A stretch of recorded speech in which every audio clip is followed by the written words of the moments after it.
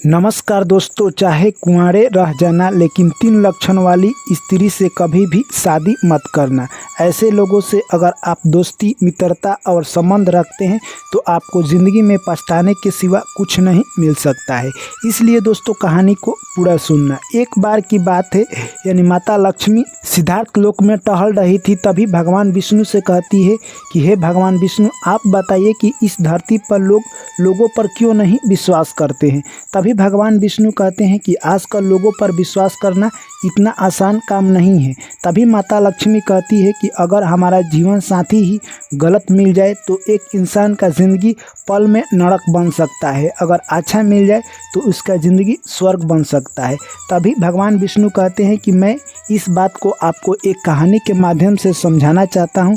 माता लक्ष्मी, तुम इस कहानी को पूरा सुनना, और जो भी भक्त इस कहानी को पूरा सुनकर जय माता लक्ष्मी लिखे, उसके घर में धन की कमी ना हो। और कोई भी कहानी हो या ज्ञान की बातें, उसे पूरा सुनना चाहिए, क्योंकि आधा अधूरा ज्ञान की बातें ज़िंदगी में कोई काम नहीं आती है। तभी माता लक्ष्मी कहती है कि हे भगवान विष्णु, आप कहानी को पूरा सुनाइए, मैं कहानी को अंत तक सुनूंगी।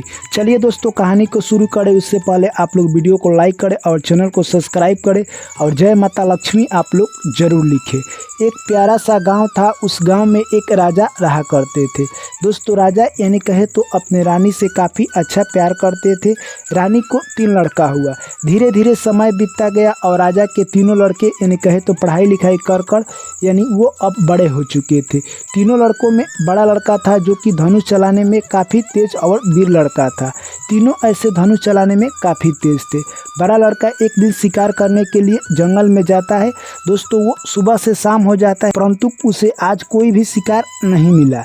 लड़का सोचता है कि अगर मैं खाली हाथ अपने घर जाता हूँ तो पिताजी को क्या जवाब दूंगा। उसके बाद लड़का धीरे धीरे आगे बढ़ता है। तभी उसे एक पागल व्यक्ति दिखाई देता है, जो कि यानी एक मोटरी लेकर सर पर घूम रहा था। तभी वो राजकुमार सोचने लगता है कि ये पागल व्यक्ति इस जंगल में क्या कर रहा है।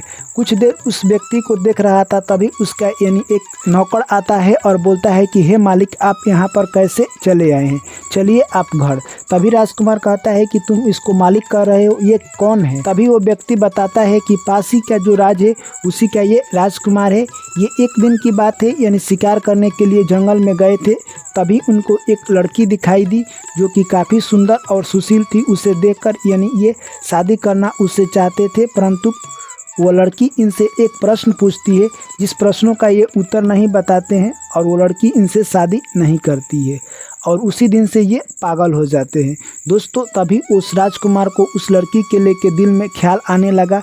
वो भी राजकुमार सोचता है काश मैं उस लड़की से शादी कर पाता। राजकुमार घर आ जाता है, परंतु उस लड़की का ख्याल उसके दिमाग में चलता रहा। फिर अगले दिन राजकुमार यानी कहे तो अपने पिता से आज्ञा लेता है और उस लड़की से शादी करने के लिए उसके राज्य में चला जाता है।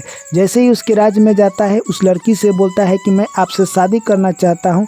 तभी वो राजकुमारी कहती है कि मेरा एक प्रश्न है, अगर तुम बता देते हो तभी तुमसे मैं शादी करूँगी। तभी राजकुमार कहता है कि आपका क्या प्रश्न है, आप बताइए। तभी वो राजकुमारी कहती है कि गुल सरोवर की क्या कहानी है, तुम बताओ। वो राजकुमार नहीं बताता है और वो राजकुमारी उसे मार देती है। दोस्तों, उसके बाद यानी कहे तो राजकुमार का दूसरा भाई है, वो अपने पिता से आज्ञा लेता है। उसका पिता कहते हैं कि तुम मत जाओ, परंतु वो नहीं मानता है। वो भी यानी कहे तो राजकुमारी के पास जाता है और कहता है कि मैं आपसे शादी करना चाहता हूँ। तभी वो राजकुमारी कहती है कि गुल सरोवर कहानी का क्या पूरा किस्सा है, तुम मुझे सुनाओ। वो भी नहीं बताता है, उसे भी राजकुमारी मार देती है। दोस्तों, यानी कहे तो राजकुमार का तीसरा भाई यानी सबसे छोटा भाई था, वो अपने पिता से आज्ञा लेता है। उसके पिता कहते हैं कि तुम मत जाओ, तुम भी मारे जाओगे। तभी वो लड़का कहता है कि अगर मैंने अपने दोनों भाइयों का बदला नहीं लिया तो मेरा जीना निस्वार्थ कहलाएगा।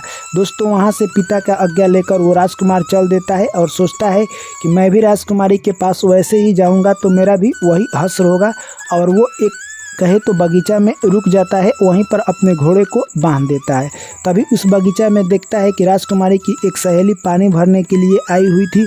उस सहेली का नज़र उस राजकुमार पर पड़ जाता है और राजकुमार को देखकर वो राजकुमार पर मोहित हो जाती है और राजकुमार से जाकर यानी बोल देती है कि मैं आपसे शादी करना चाहती हूँ।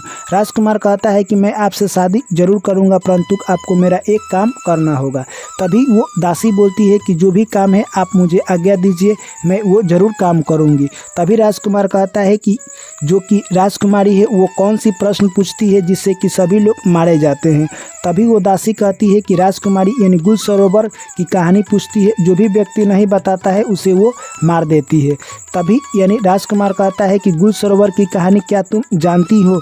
वो दासी कहती है कि मैं गुल सरोवर की कहानी तो नहीं जानती हूँ, परंतु यहाँ से दक्षिण दिशा में एक राजा रहते हैं जो कि गुल सरोवर की कहानी जानते हैं। उनके पास अगर आप जाते हैं तो वो कहानी बता देंगे, परंतु उस राजा के पास जाने के लिए आपको बहुत सारा मुसीबतों का सामना करना पड़ेगा। अगर आप जाते हैं तो वहाँ एक जंगल में शेर बैठा हुआ है, उसके लिए आपको भोजन लेकर जाना होगा और आप भोजन लेकर जाते हैं। जैसे ही वो गुफा से बाहर आता है उसे भोजन दे देंगे तो आपको वो राजा के पास तक पहुँचा देगा। दोस्तों यानी कहे तो राजकुमार वैसे ही करता है और उस दासी से वादा करता है कि मैं लौट कर जरूर आऊँगा और तुम्ही से शादी करूँगा। दोस्तों वहाँ से राजकुमार निकल जाता है। जैसे ही उस जंगल में जाता है शेर निकल कर आता है और शेर को वो खाना दे देता है। शेर खाकर उस राजकुमार को जंगल पार करा देता है। जैसे ही उस जंगल के पार जाता है, वहाँ पर नदी पार करना था, वहीं पर एक व्यापारी जो कि अपना सामान लाद कर उस पार ले जा रहा था, राजकुमार ने कुछ उसे सोने के सिक्के दे दिए और वो नदी पार कर जाता है। जैसे ही नदी पार कर जाता है उस राज्य में पहुँच जाता है। उस राज्य में कहे तो हमेशा यानी दरबार लगती थी। वो राजा जाता है यानी कहे तो राजकुमार और बैठकर सुनता है।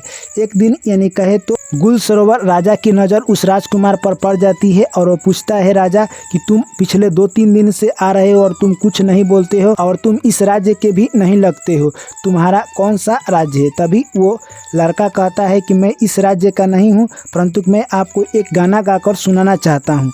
राजा कहता है ठीक है, तुम गाना गाकर सुनाओ। राजकुमार कहता है कि मैं आपको एक गाना गाकर सुनाना चाहता हूँ। तभी राजा कहता है ठीक है, तुम गाना गाकर सुनाओ। राजकुमार ऐसा गाना सुनाता है कि राजा उस पर मोहित हो जाते हैं और बोलते हैं कि मांगो तुम्हें क्या चाहिए। तभी राजकुमार कहता है कि आप वादा कीजिए कि आप देंगे जरूर। राजा कहता है तुम जान भी मांगोगे तो मैं देने को तैयार हूँ। तभी दोस्तों राजकुमार कहता है कि आप गुल सरोवर की कहानी सुना दो। तभी राजा कहता है कि तुम मेरी जान मांग लेते वो मैं दे देता, परंतु गुल सरोवर की कहानी मैं नहीं सुनाऊंगा। राजकुमार कहता है कि आप अपने ही जाल में फंस गए हैं, आपको गुल सरोवर की कहानी सुनानी ही होगी। तभी राजा कहता है ठीक है, तुम अगर गुल सरोवर की कहानी सुनना चाहते हो तो ठीक है, तुम सुनो। देखो ये तुम्हारे सामने जो लड़की है वो है गुल और मैं हूँ सरोवर, यानी हमारी दोनों की कहानी गुल सरोवर की कहानी है। तभी राजकुमार कहता है ये कहानी आपकी है तो आपको अच्छी तरह से पता होगी। तभी राजा कहता है कि मैं तुम्हारे तरह ही शिकार करने के लिए जंगल में जाया करता था। एक दिन ये लड़की मुझे दिखाई दी, मैंने इस लड़की को अच्छी तरह से देख रहा था, तब तक ये लड़की मेरे पास आ जाती है और मुझसे प्यार का इजहार करती है, मुझसे इजाज़त मांगती है। मैंने शादी के लिए हाँ बोल दिया और इस लड़की से मैंने शादी कर लिया। शादी कर मैं इसको अपने घर लाया। दोस्तों मैं इस लड़की के साथ अपना जीवन अच्छी तरह से व्यतीत कर रहा था, परंतु जैसे ही मैं काम पड़ जाता ये लड़की अपने आप में व्यस्त हो जाती। एक दिन की बात है, रात्रि में मैं खाना नहीं खाया था, ऐसे ही सोया हुआ था, ये लड़की उठकर कहीं पर चली जाती है। तभी मैंने देखा कि ये लड़की एक साधु बाबा के पास जाती है। मैंने उस साधु को देखा तो मेरा दिल धड़क गया। मैंने सोचा कि कोई काम होगा इसलिए आई होगी, परंतु मेरे दिमाग में यही सवाल चल रहा था कि ये डेली जाती है या आज जाती है। मैंने फिर अगले दिन खाना खाने का नाटक किया और जल्दी ही सो गया। फिर ये लड़की उठी और उस साधु बाबा के पास चली जाती है। तभी साधु गुस्से में आता है और बोलता है कि तुम आने में इतना देर क्यों कर दी?